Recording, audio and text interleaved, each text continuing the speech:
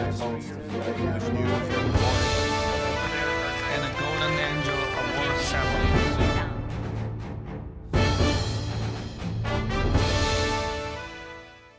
Hello, dear friends, lovely audiences. Welcome to the East-West Show. Jack Chow on the East-West. That is exclusively sponsored by Wolfers, the Belgian royal family designated brand of jewelry with 400 years of glorious history and hand-forged by 10 generations of the #1 craftsman on the global earth. Together, the name of Wolfers stand for testimony to the spectacular and a share of the royal glory. To the show. With me today is my dear friend, Mr. Joe Gardner, former candidate for California Assembly 49 District and the current chair of the Probation Committee of Los Angeles County. Welcome to the show. Thank you, Jack. Always a pleasure. Very good. And I have some very firm supporters of the show, and Joe is one of them, as a long-standing friend. In his area though, we scheduled to talk about the vagrant problems, the homeless problems for this show. However, what happened for the last week, over this weekend, we really have to say something about it, right? So why don't you give a little comment from your perspective about what had happened? Had it been right? Had it been wrong? Should it happen? Should it not happen? How everybody handled everybody's situation? And a little comment, please. Well, I guess as a recap, and from what I watched in the news, just like every other citizen, is that there was an execution of a known Iranian general who was a profiteer, was doing funding terrorist operations throughout the Middle East. That had an impact on a number of people, the Iraqi people, as well as the United States and its citizens and its military. So, the president, I guess it was said that he learned of an imminent possibility that more terrorist actions were going to be executed by this general. And so the president made that decision to launch a missile and to kill that general in a car near an Iraqi airport. So since then, and what I learned later, that Soleimani, the General Soleimani, right, was on the list of United Nations as terrorists. correct. It's not only confirmed by the U.S. list of terrorists, but also by internationally, the Union, Right. the UN listed him as a terrorist, right? Right. Right, He killed a number of his own people. He killed a number of people in adjoining countries. He's engaged in a number of terrorist activities. Covert terrorist activities. So, he was well known as being a terrorist, a person that worked for the Iranian government that was backing some terrorist groups in that area. As you know, last night, the Iranians launched several missiles, not rockets, but missiles. These are large ballistic missiles at an Iraqi air base, or a couple air bases in Iraq that houses American troops, the military. And fortunately, none of our military folks. No casualties. No casualties. In fact, I don't know if there were even Iraqi casualties. I know maybe somewhere. No, it was mentioned, no. Right. So since then, the president came on the air today and said basically that, they're apparently going to try and stand down. We'd rather engage in peace, and I'm sure a lot of Americans are very concerned about us getting involved in another war. And so I'm hopeful that, we won't send any more of our folks there to be in harm's way. But, the president has a resolve to make sure that, Iran doesn't continue its terrorist activities. Lots of people question that given the fact that Soleimani was on the hit list, though, United States would have done it at different times. Yes. Right? Yes. Could it be before, or could it be postponed until some other day with a better situation? Why Donald Trump chosen now to do so? How do you read that? Well, I think he has made it very clear that if an opportunity exists to stop acts of terrorism, that he was going to do so. He was going to do what past administrations have done.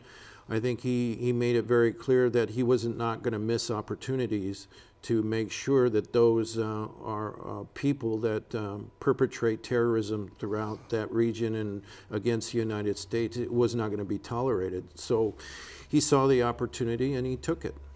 Lots of people, though, have commented about the timing, right? And there are even people say that Donald Trump did it just to shift the focus or pressure with the impeachment on him. So, do you see that possible? No, I don't. I mean, it would appear to be a one-time opportunity. Number one, you have to ask the question, why is an Iraqi or Iranian general, Soleimani, in the Iraqi region in the first place? I think it's a happenstance, a situation that occurred, and if they didn't take that action or take those measures to eliminate that threat, then maybe it would never occur again. So maybe a long time down the road, right? Right. But they try and parallel what took place with other circumstances in the past, with Clinton and, launching some airstrikes against I think it was Iran as well during his impeachment. So they want to equate that as maybe the same thing, and I don't think it is. I think it's just coincidental. In other words, it just so happened at that point of time, he happened to be in Iraq at a nearby U.S. base, right? And convenient to take him. Exactly. And then it took it. As for the fact it might help Donald Trump versus the impeachment, though, it is just a fact. When it happens that way, it happens that way. Right. And we confirm that Donald Trump did not do it for that purpose. Right. Am I right? And you talk about Osama bin Laden, right? There are probably numerous times during those times they were trying to chase down Osama bin Laden, and they missed opportunities. And so President Trump said that, we're not going to miss those opportunities like we did in the past. We're going to take action when it's... Bin Laden was another story, was a different story. Sure. That I came across lots of essays talking about moments when Bin Laden was right on the spot. Right. And the frontiers kind of asking back, take him or not. The word was let him go, right? So it was purposely postponed till the point when Barack Obama took office, and of course he seized the moment to do so and had him wiped out. Yeah, and he did so wisely. I think that's important. When that opportunity presents itself, With you have to take it. Soleimani, though, is not a situation like Bin Laden, was it? Well, I think if you get some intelligence, and I'm sure they won't tell you that, but I'm sure there was ground intelligence that he was going to be in a car at a certain time at a certain place, then, if that gets back to the military leadership, then they're going to act on that. And I think that's the resolve. It comes down to resolve and willingness to take action. All right. Okay, now, we all realize that 3 days went away in silence because they were doing the funeral. Right? They were engaged in the funeral. Right after the third day, though, there came the attack. Right. And it was midnight 0:30 and started the attack. Yeah. Well, they fired all together. One says 13. The other source of news says 15 missiles, ballistic missiles, that is with a longer range, with a diameter of, last time I checked, 68. Wow. 680 millimeters. It's big. Like this. Yeah, very large. Big thing, very heavy. And the one source says 13, the other says 15 of them, and they hit the American base in Iraq. Right? Now, this morning, when Donald Trump made his national speech, because he had to face the whole nation about such a big thing, right? And he mentioned that luckily there is no casualty, zero casualty on the American soldier side militarily, and to the civilians of Iraq people. In other words, no people, no person, no soldier, no civilian die or wounded from that incident. Yeah, thank God. I mean, you know, you look at this and it is probably a carefully constructed retaliation on the part of the Iranians, and perhaps the targeting was done so in a manner not to take lives, but to send a message, perhaps. Now that you mentioned that, I was exactly to ask question. There are two sayings, right? All right, let's take a short moment now. We come back to find out, all right? Very good. All right, good.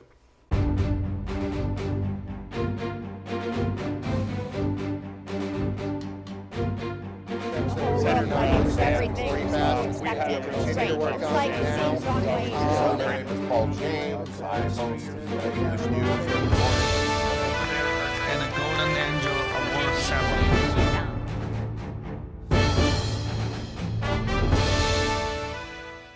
Hello, dear friends, lovely audience, and welcome back to the East-West show that is exclusively sponsored by Wolfers, the Belgian royal family designated brand of jewelry with 400 years of glorious history and hand-forged by 10 generations of the #1 craftsman on the global earth. Together, the name of Wolfers stands for a testimony to the spectacular and a share of the royal glory. Back to the show. With me today is my dear friend, a commentator of this community, and a big friend to Southern California, former police officer of Santa Monica PD, and the former candidate for California Assembly from 49th District, and now current chair of the LA County Probation Committee. So once again, welcome back to the show. Thanks, Jack. I appreciate you letting me put in my 2 cents worth. Okay, very good. Very good. We were at the point talking about the coincidence, talking about the fact that no soldier died or wounded. In other words, no casualty of, in other words, zero casualty of such a big incident in which 15 or 13 ballistic missiles were launched, attacking directly to the U.S. base, right? And it was exactly hit on the target. There are two of them, two of the bases, and it exactly effectively exploded. And Donald Trump, President of the United States, confirmed that this morning with his national speech, right? Because like I said, he had to face the nation because everybody is asking. Yes. Now, there is one saying that on the Iranian side, right, it was a deliberate, very deliberately planned way of attacking to hit the base, hit the equipment without hurting human beings. Right. And on the other hand, Donald Trump this morning claimed the credit, saying that it was us.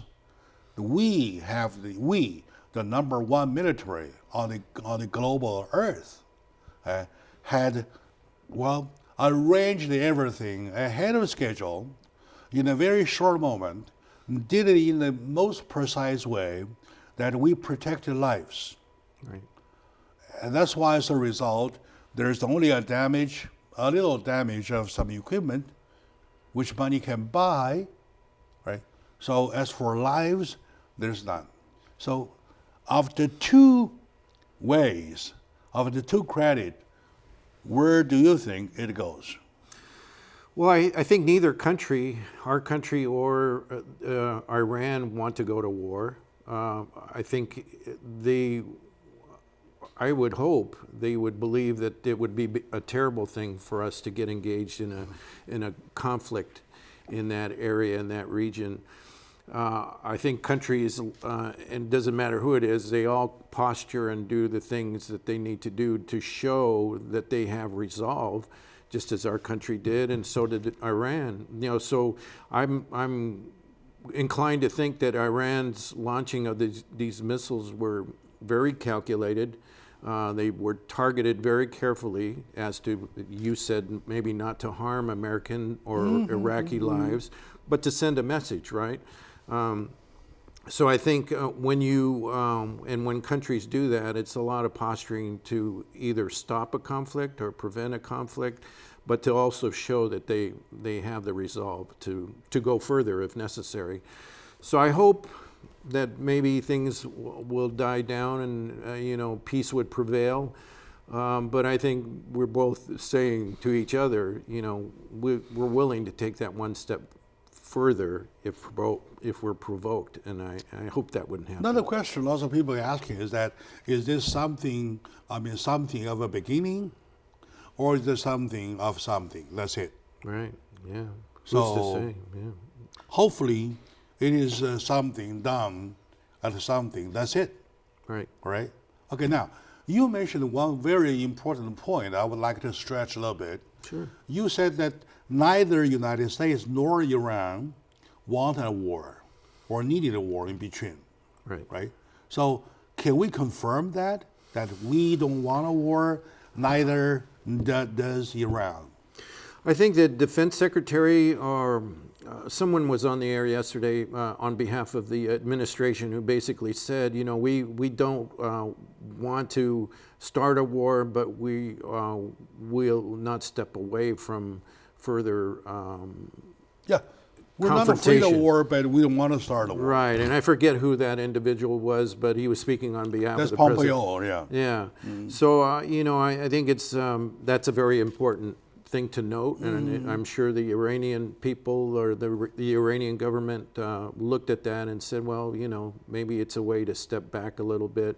I'm hoping that that won't push escalations further to really create a major conflict, and we'll see what happens. However, when diplomacy is concerned, right, it is a question of faith. It's a question of faith, right? Sure. So when the Iranians swearingly say that they will attack, right? So they did attack. Right. Could that be I'm being kind of naive, or I'm being so creative? I'm thinking about, would that be or could that be a situation that some kind of entourage was sent to each other to exchange plans? Okay, you guys want to hit? Okay, go ahead. But this is the area for the bombs, for the missiles. Yeah. And then we give you the face to do it. Yeah, I have no doubt that kind of back-channel communication takes place all the time. Of course. Right? You're talking about on the table, you're talking about under the table, sure. You're talking about the front line, you're talking about the sublines, right? In the sublines, we say, okay, now, when the United States did it because this guy did enough bad things, right. And we did it.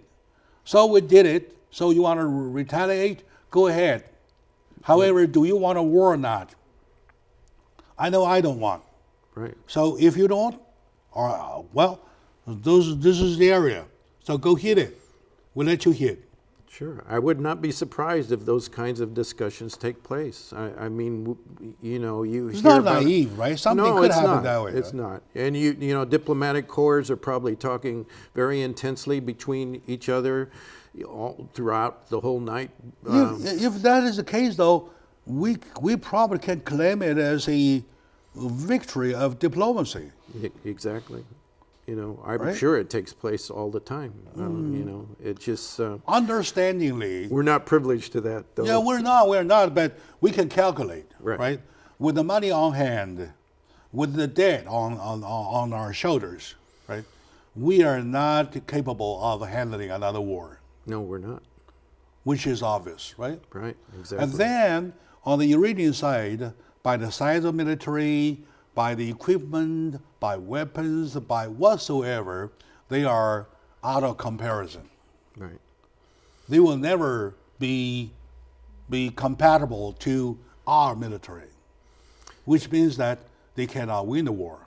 Yes, you hear the president today in his speech talk about more sanctions, you know, intensifying the sanctions against Iran. So clearly he's wanting to pursue a more peaceful way of doing it through the sanctions. And so, He said in his own word that the Iranian kind of stand down. right, All right? They did what they wanted. So, in other words, quote unquote, I mean, the subline is that, well, you did what you did. And I'm not going to escalate. right. I think you're onto something there. Yeah, with no escalation. And he says, of course, at the very end of his speech, says one thing is clear, that the Iranians, they will never be allowed to possess nuclear weapon. Right. So And that's United Nations edict. You know, they the bottom made it very line, clear. the bottom line still remains. Sure, the community of nations has said very clearly. And so I think if they stick with the sanctions and continue to pressure Iran, hopefully we will still see benefits from that. I would Another prefer question: the United Nations councils, Russia, China, France, and Germany,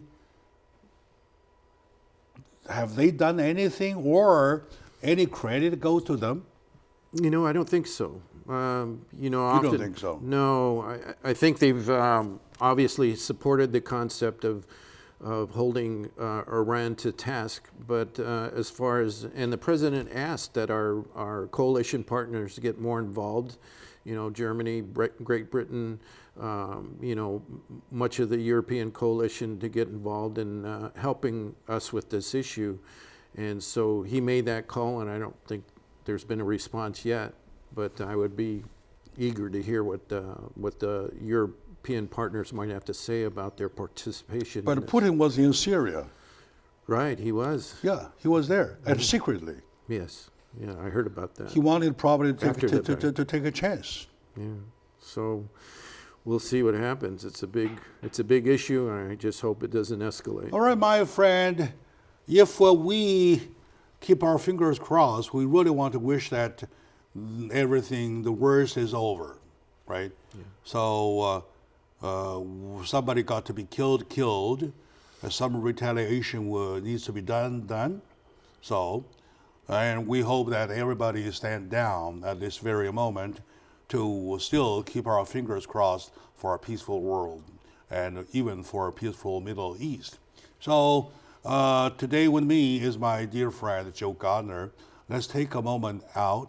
When we come back, we'll go on our scheduled subject of the homelessness issues. Still with us.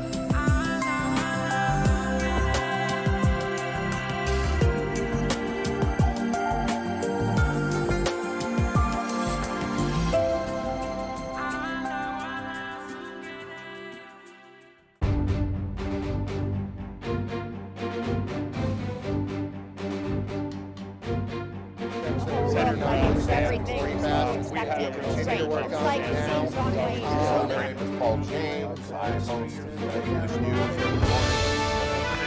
And a Golden Angel Award ceremony.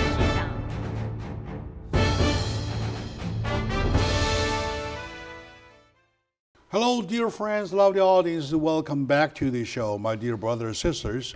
My dear fellow Americans, if you have a heart, you really want to join me in sharing the fact that we have a problem at home to take care of. With me today is my dear brother, Joe Gardner, an individual that I respect, a human being that I love for his big heart and for his service to the community, for his non-stopping service to California, and now with the subject of homelessness, which has an increase of certain numbers. I'll let you go with details that we really have to.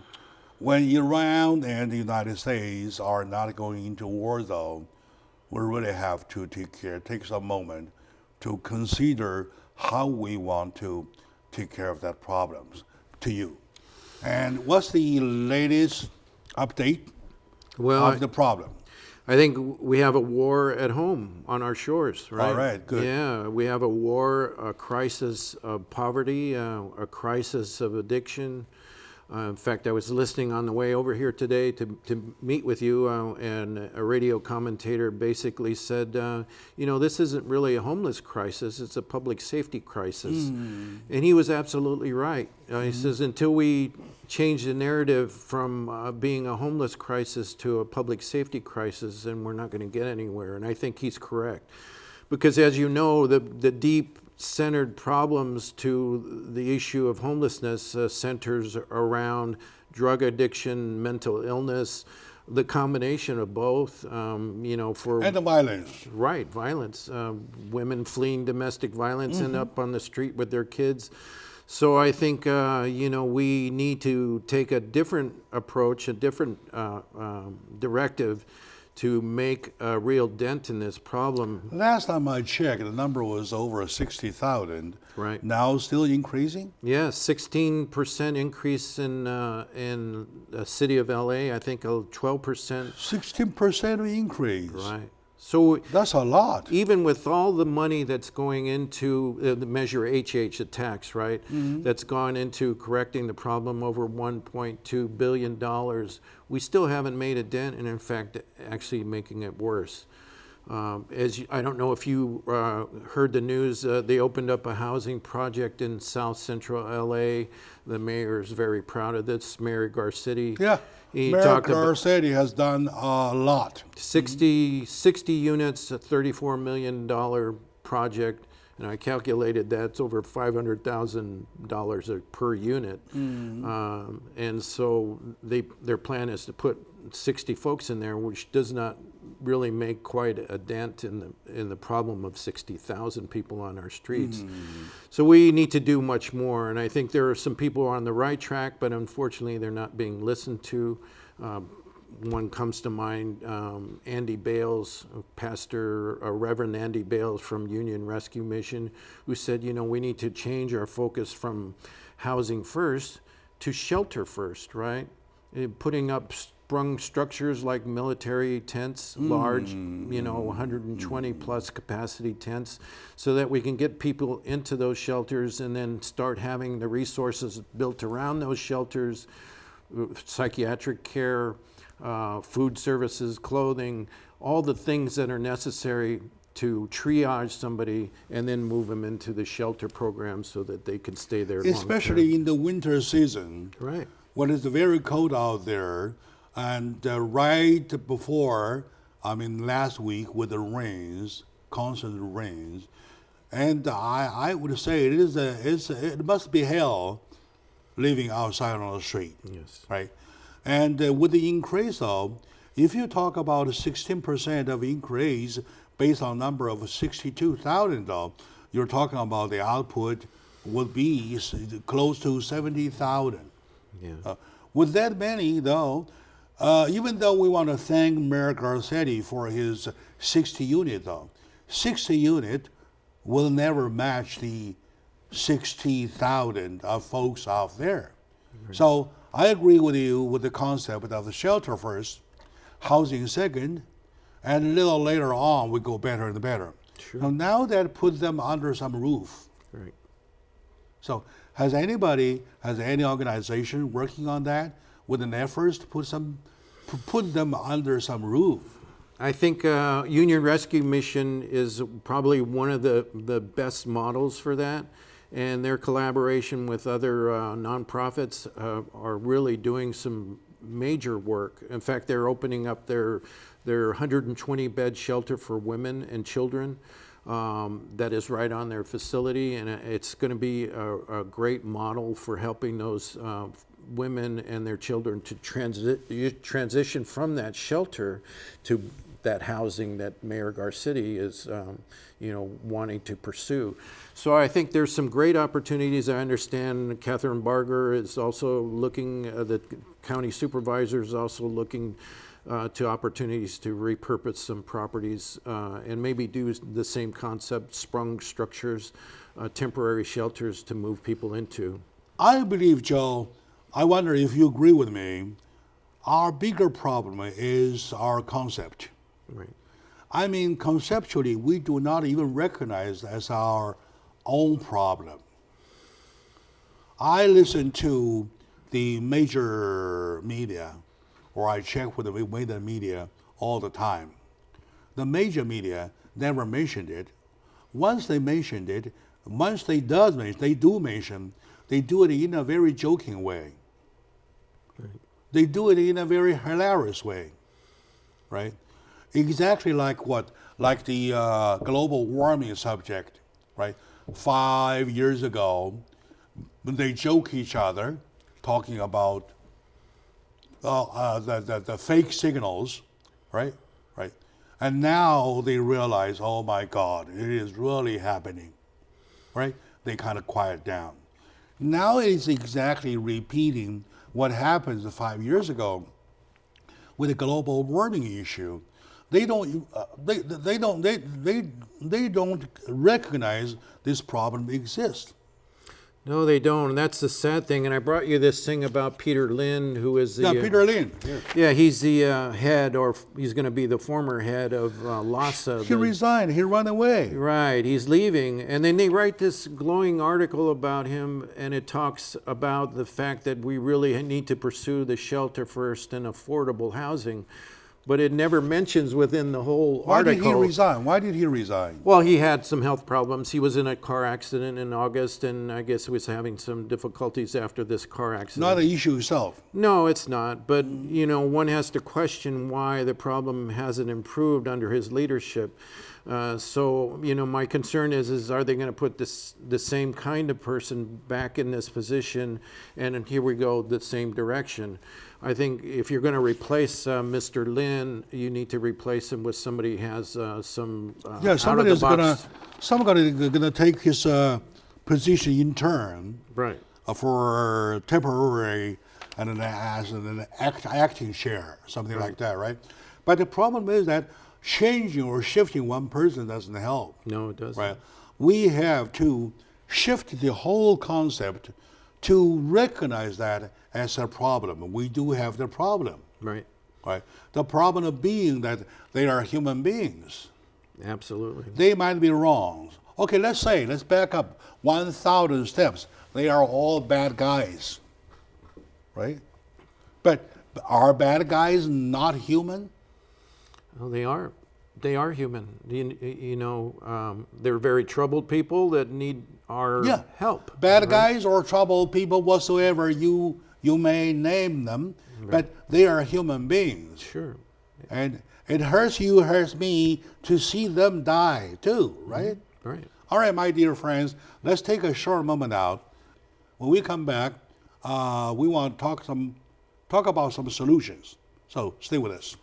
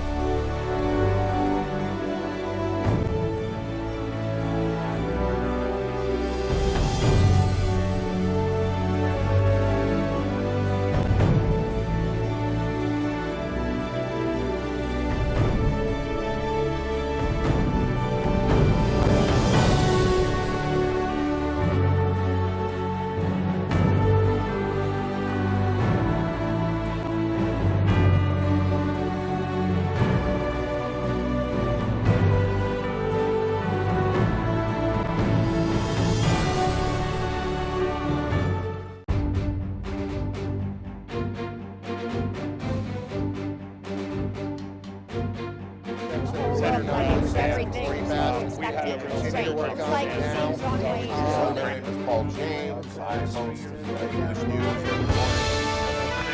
And a golden angel award ceremony.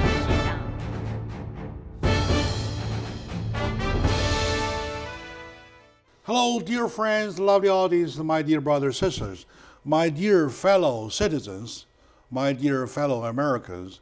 Like I said, you have a heart. You must stretch your love to cover that area that is a vagrant population in Los Angeles as a county.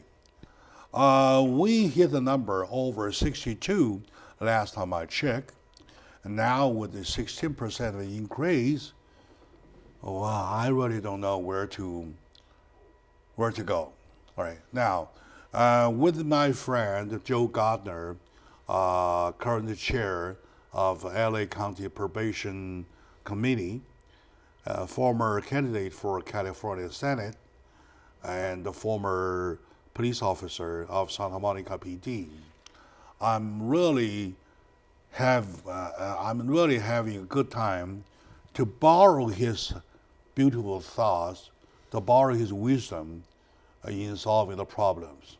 You know, Joe, we always forget one thing, like I mentioned, that we conceptually have to recognize that as our number one problem.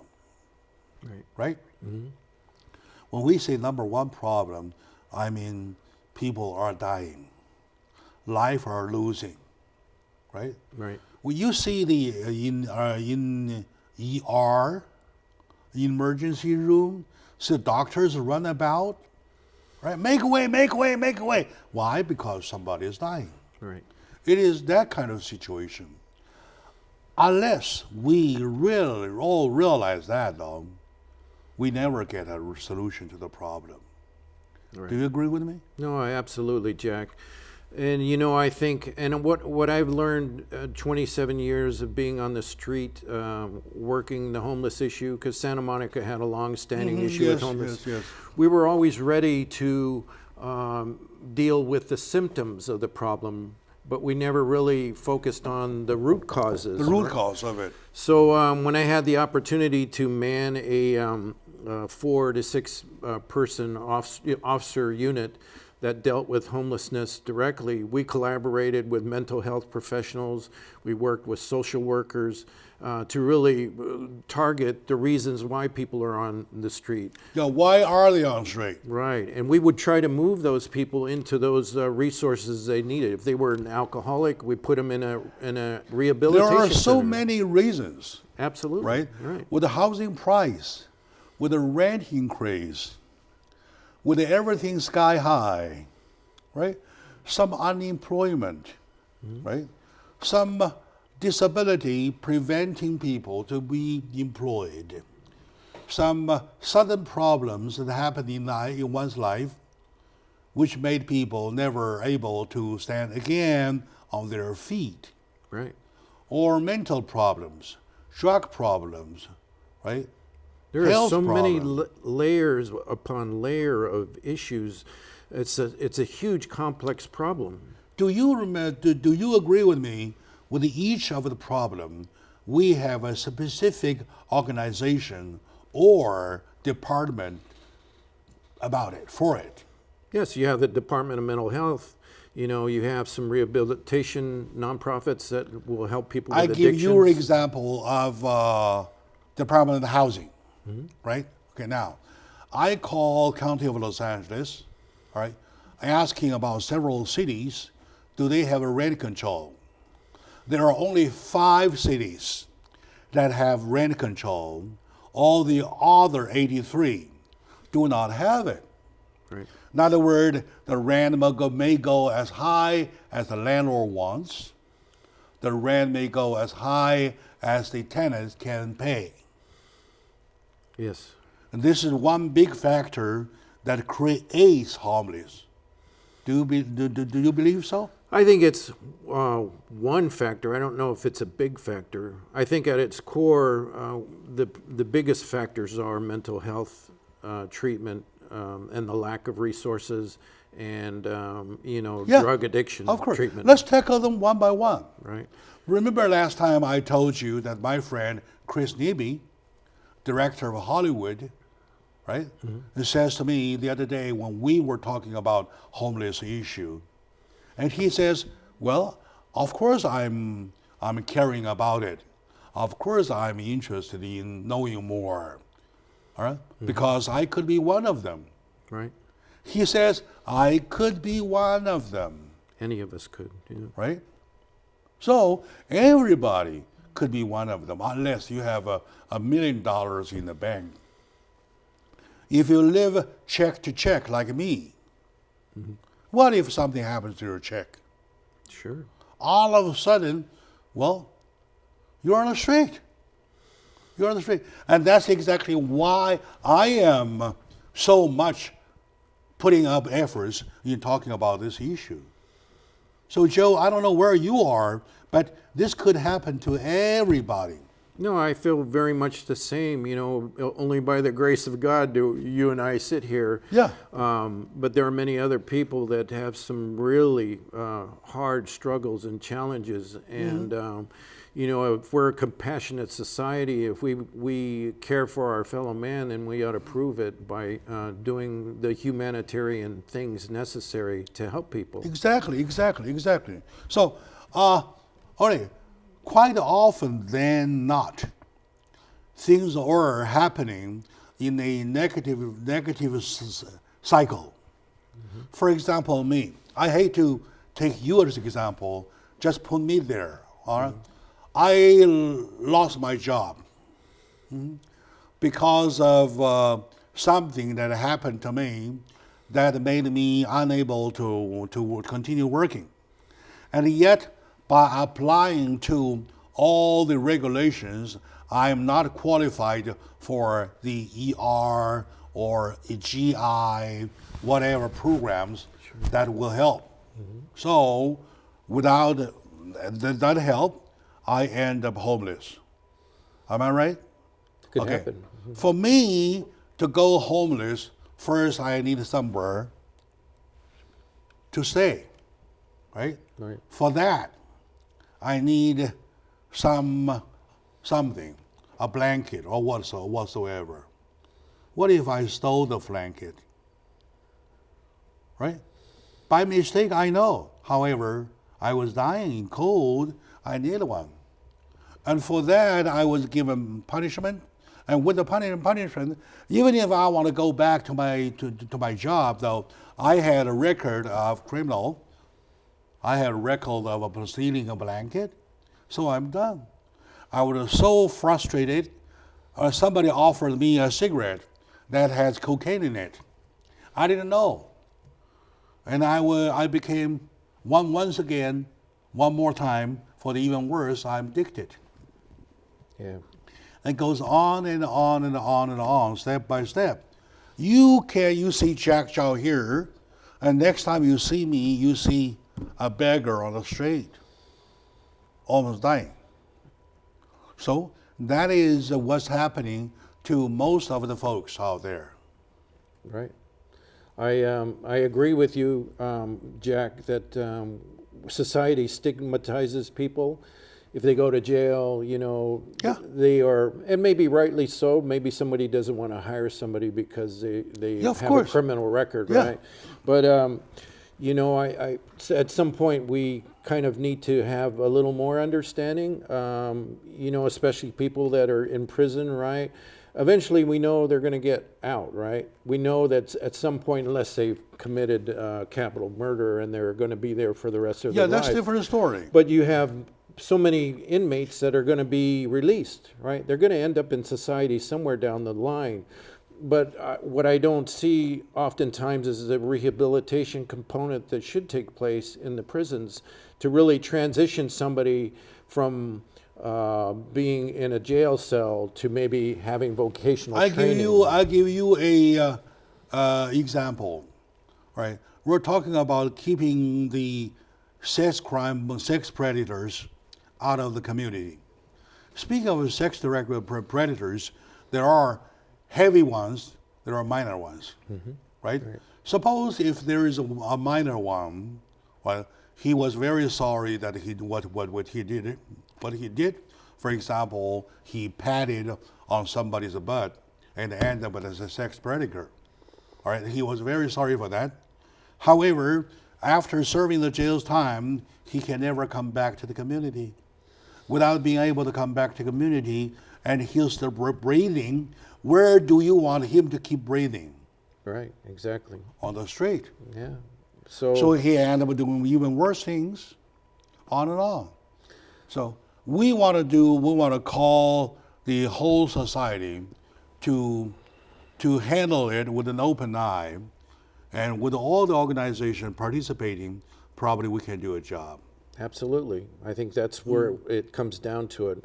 Private and government partnerships, and really truly help people the long term. Speaking of government efforts, though, have you gotten any response from your letters to the federal? No, not at this point. As we talked about before, I wrote to the president about some concepts I had and how important it was to hold the California government responsible for the money that the federal government use gives the abandoned air bases, correct. So I haven't heard anything yet, but I'm optimistic because the president did respond to a previous You'll keep letter. on trying, right? You're right. I'll keep on trying, and I'm sure he's a busy man, so eventually And perhaps also, he'll get we're to wasting 48% of our food. Yes. We want to stop that 48% of the waste, though. We have the food to support them.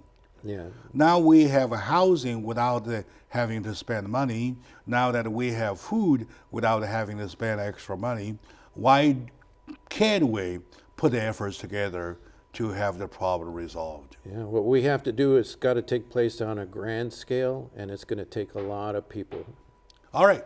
Okay, my friend, my big brother, sister, we're a little over time, but it is worth it because this problem needs to be addressed. We want to make it a constant call that we have a war at home.